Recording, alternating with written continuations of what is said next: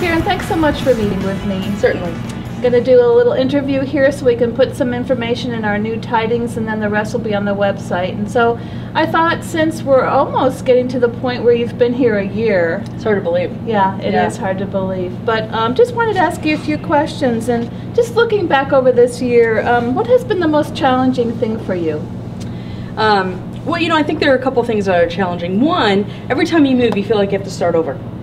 And so it's not only getting to know the life of the church, the congregation of the church, you have to get to know the life of the city, and you also have to get to know all those normal things that happen in life, like doctors and dentists and shopping areas and all that type of stuff. And I don't know if that's been a challenge, but it's probably taken an awful lot of my time in doing some of those type things. And so in that sense, it's been challenging. Yeah. Are you finding your way around now, finally? I think so. I found all the hospitals. That's good news. And I think I have figured out what doors to go into what hospitals.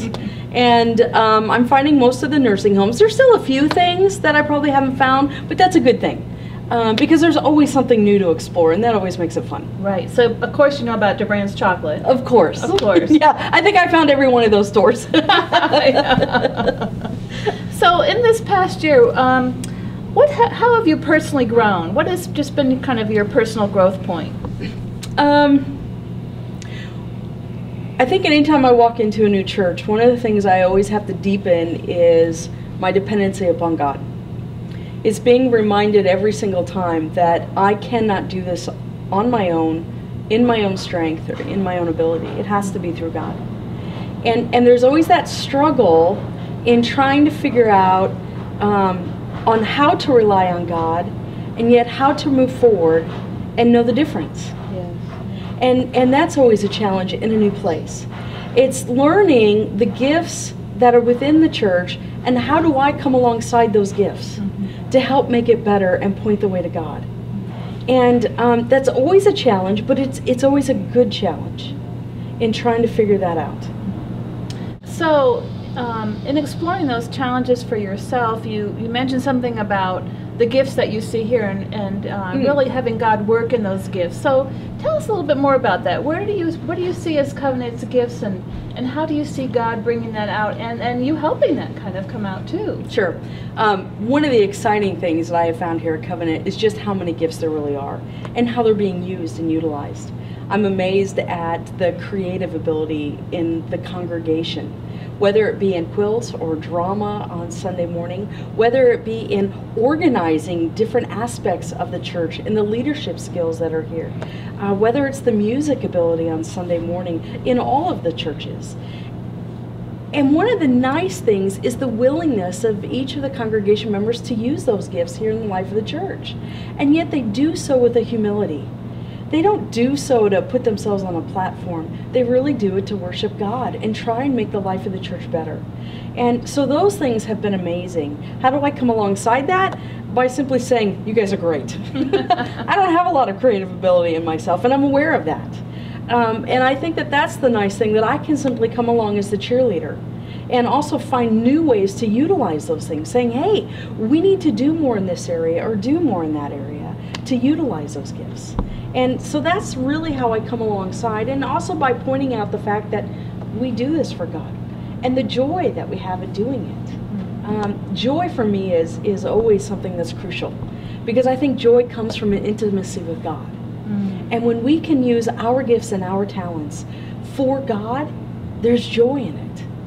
And that always tells me when somebody's doing something and I don't see joy, then I'm having to wonder, what's going on behind the scenes, and where are they in their relationship with Christ? Sounds really wonderful, because it sounds like you're looking for places that are already here, things that are already active and alive at Covenant, and really bringing that forth. That's probably one of the really exciting things about being appointed to this church, is it's a great church to begin with. I've come into some churches where I'm like, wow, God is moving, but we've got a lot to do. When I walked into Covenant, it wasn't saying, oh my gosh, it was saying, this is incredible. This was already a strong church when I got here. This was already a deep church when I got here. And so being able to bring that joy to the next level, to help people move deeper into their relationship with Christ and how they live that out in their life. I see that as one of my jobs here, and that always excites me to be able to do that and experience that. You know, you said something about living out our faith deeper, and that's so important. As a matter of fact, one of the topics of our tidings this time is our faith stories, living out our faith stories. And we have lots of wonderful faith stories to share. And tell us a little bit more about how you would see us at Covenant living out those faith stories. Certainly sharing them is one thing, but there's more. And as we grow as disciples of Christ, we know that those stories really help us grow our faith and help us share that faith with others, and then they too grow. But unpack that just a little bit more. What does that mean to? Well, I think one of the things that you just said is we have a lot of stories here, and that's what we need to understand, is that every person in the life of this congregation has a story. Every one of us. Now, some of us don't think that our stories are very interesting or exciting, and quite frankly, because of that, we don't want to share.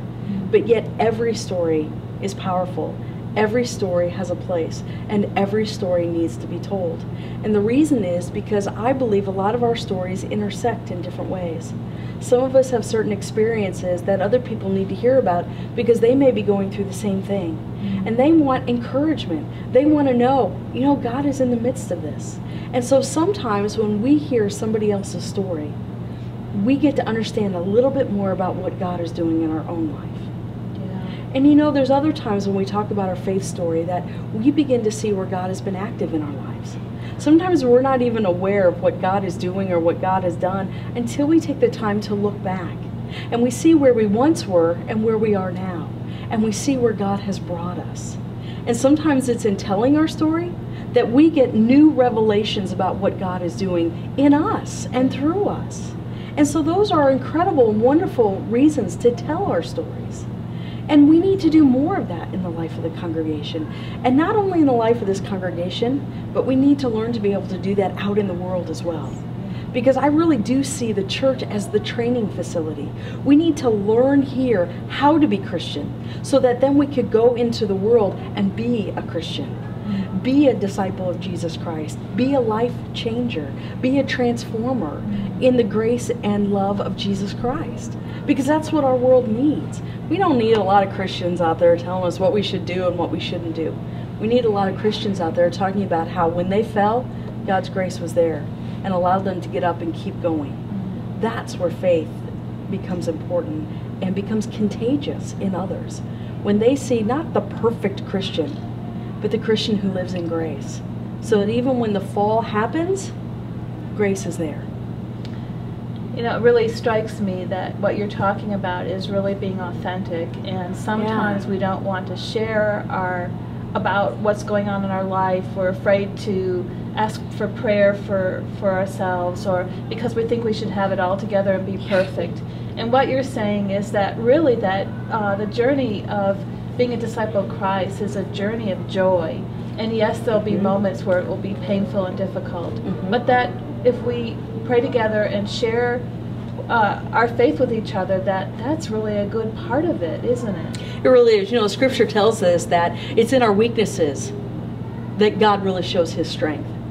And so we need to understand that even our weaknesses are vehicles in which God can move and work. We don't have to be ashamed of them. We don't have to look at them as something that makes us less than what we are. It's opportunities for God to work, and it's opportunities for other people to see God at work. And so even our weaknesses are things that we need to embrace. We need to share, and we need to let other people know about them. The word that comes to mind, or two words actually that come to mind when you say that, is authentic community. And so in the next year, what does authentic community start looking like at Covenant? Just have you thought about that a little bit? I know I'm giving you those words, authentic community, but I know we've talked about this before in the terms of discipleship, but I think really we can use authentic community and discipleship in the same sentence. So what do you see for us in the next year? Where are we going? What are we going to focus on? Well, one of the strengths when I walked into this church is that you guys already have a pretty strong mission statement. Loving God, loving others, through worship, prayer, learning, and serving. And I'm reading that off the sign. there's a foundation of who we are and what authentic community is for us. It's loving God and then loving others. And then it's how we do that. We do that through authentic worship. And what is authentic worship? It's simply coming in to give God everything that we have. It's coming in and being real and being who we are. It's allowing us to be vulnerable, to take off the masks, to show our weaknesses, to be there to support others in their weaknesses, not in judgment, but in accepting and receiving others where they are, just as God has accepted us where we are.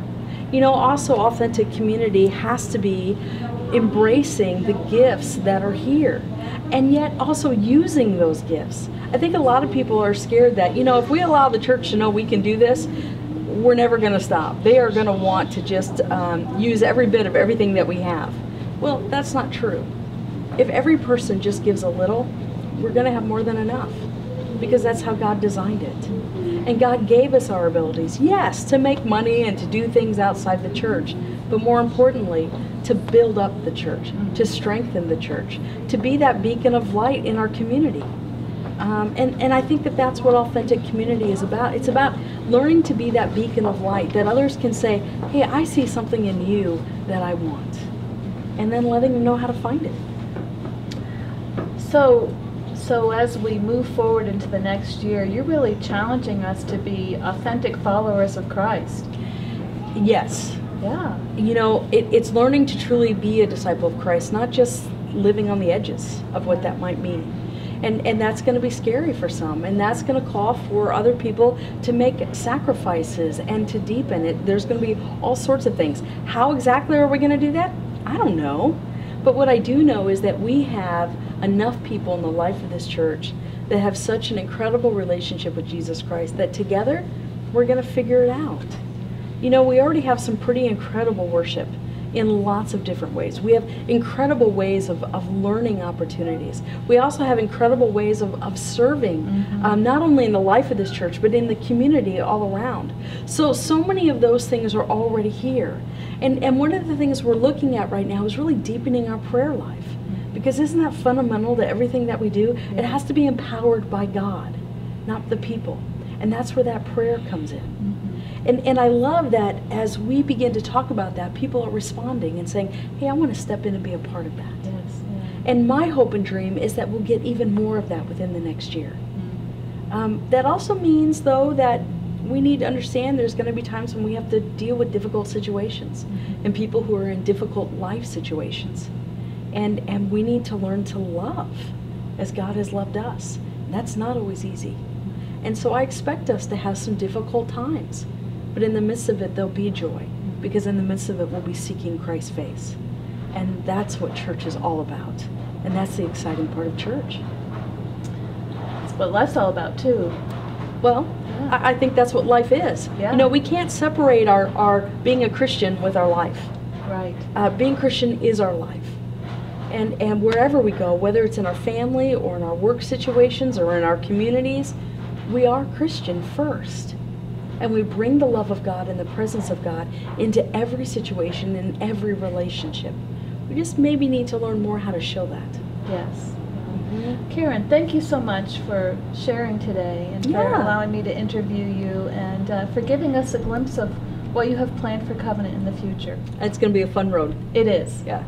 Thank you. Thank you.